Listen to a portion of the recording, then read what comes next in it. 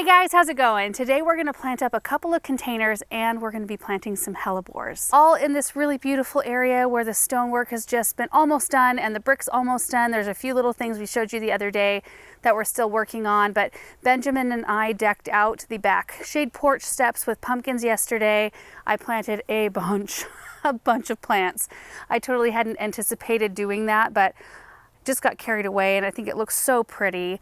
So today we're going to be planting hellebores in this area right here. This is pretty much shaded all the time. It does get quite a bit of wind though. So while I would want to deck this whole area out with hostas, this is how they start to look toward the end of the season.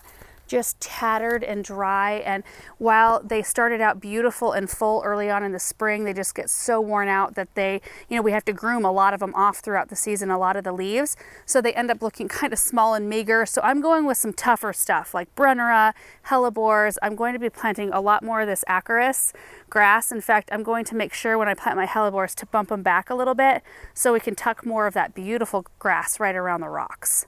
I think that would be really nice. And then we'll plant up these two little iron urns. Kind of a nice project all in the shade this afternoon. So these were the urns that were on our back shade porch steps, but those have been freshly painted and there's nowhere for the water really to run, like to drain away over there. So I don't think we're gonna do pots on those stairs anymore. In fact, we've thought about doing like replicating the ironwork that's out front back here. That may or may not happen, but it was perfect to move them out right here. I need to level that one up a little bit more.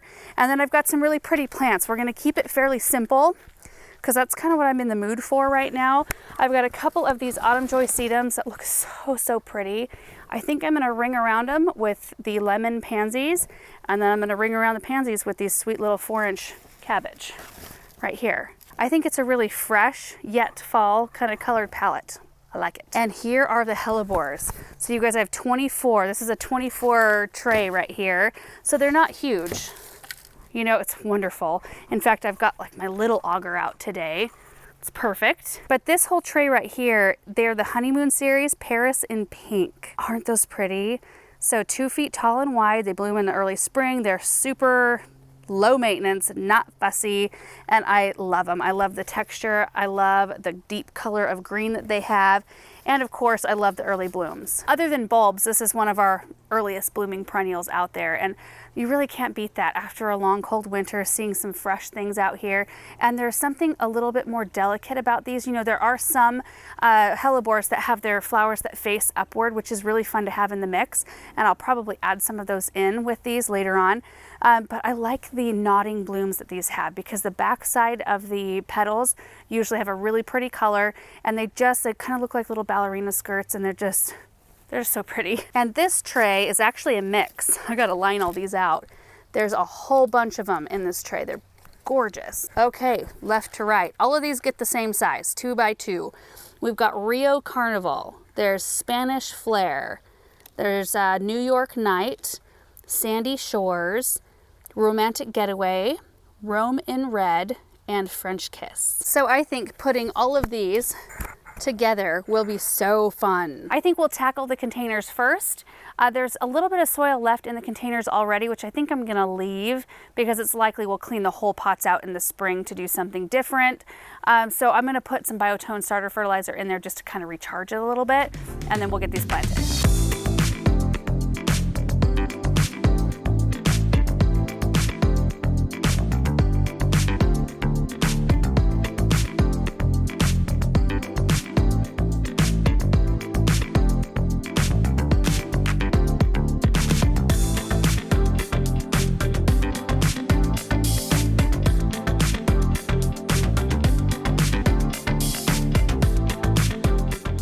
Pots are done. They turned out really nice. I love it. They look abundant, they look full, they look fresh, and they utilized some plants that I had left over from other projects I was working on, which is always nice. Now, if all I had in these pots were the sedum, then I could have got away with just using the soil as is because sedum does not like to be fertilized.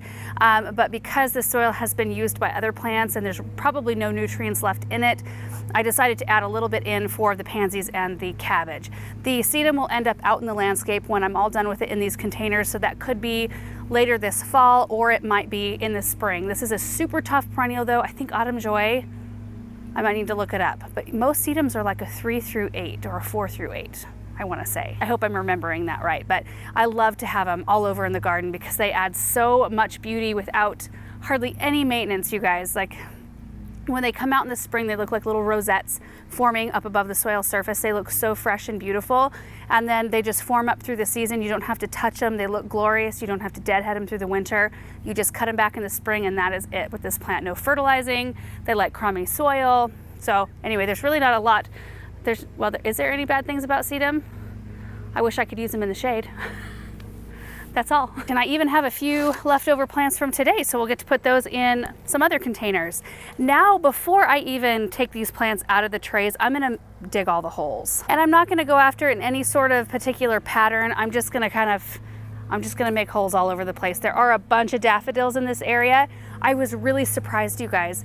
I only ran into, let's see, this hole I ran into one little clump, but I didn't hurt them, so I replanted them. And then I ran into one here but didn't hurt it. So I dug a hole in between these two and just planted all four. They came out in little pieces. So 4 bulbs went right in a hole right there. But this whole thing, it's got like 1,000 daffodils in just this flower bed. So hopefully I don't hit too many of them, but we'll have the hellebores to take their place if we do. The best time to plant bulbs is after you have your beds kind of set. You know, the structural pieces are in, the shrubs, the perennials, all that stuff, so that you can kind of fill in with bulbs rather than filling the whole area with bulbs and then planting your other stuff later, because it's inevitable. You're going to hit some of them. And hopefully, in most cases, you can replant them, but on occasion, the auger will destroy a bulb. I've got my 3.5-inch auger, should be plenty. I'm gonna be making 48 holes because there's 24 in each tray. I will spread these out first because I want them to look like they're a part of this mix, and I don't want a bunch of these all together in the same spot. So I'll spread these out and then I'll fill in with these. And I think this is gonna go pretty quickly, so we may even have some time to do some boxwood trimming, which is excellent, because I do see at the end of our 10-day, it's supposed to go down in the 60s, and there are a couple nights in the mid-30s. So it's like kind of now or never.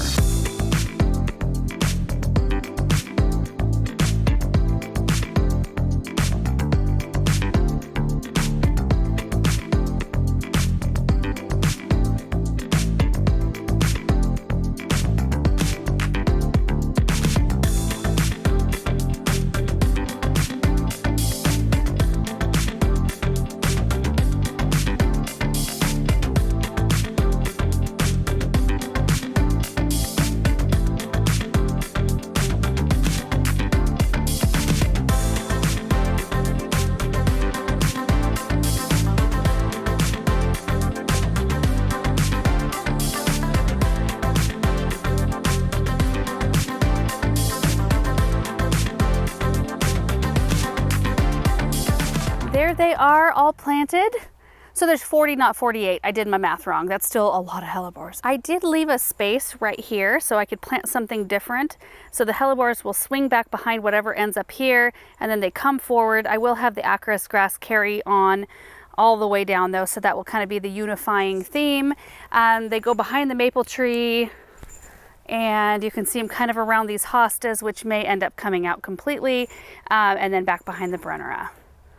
It's gonna be so good, you guys. I left the hose strung out because later on I'm gonna water all of these things, all the new stuff we planted yesterday, but I wanna try to get some of these boxwoods hedged. The wonderful thing about this flower bed is that there's already a drip system in here. So just like with the new stuff we planted yesterday, I'm going to watch it. I always do the first several days just to make sure, you know, everything's getting the proper amount. And you know, when they're freshly planted, they usually need a little bit more. It's so much cooler now though, that things just kind of sail through, and it's awesome. Not sure I mentioned, but these hellebores are a zone 4 through 9. So they really hit a lot of growing zones, which is so wonderful.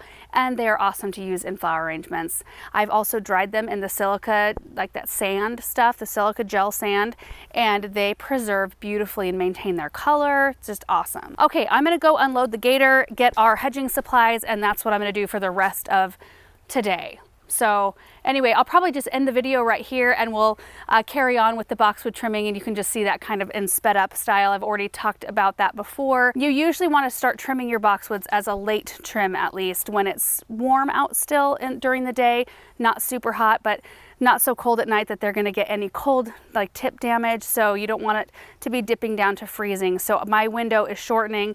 That's why I'm kind of like, okay, let's just get this get this part done. So anyway, thank you guys for watching this video. I hope you enjoyed seeing just these simple fall planters put together and planting hellebores.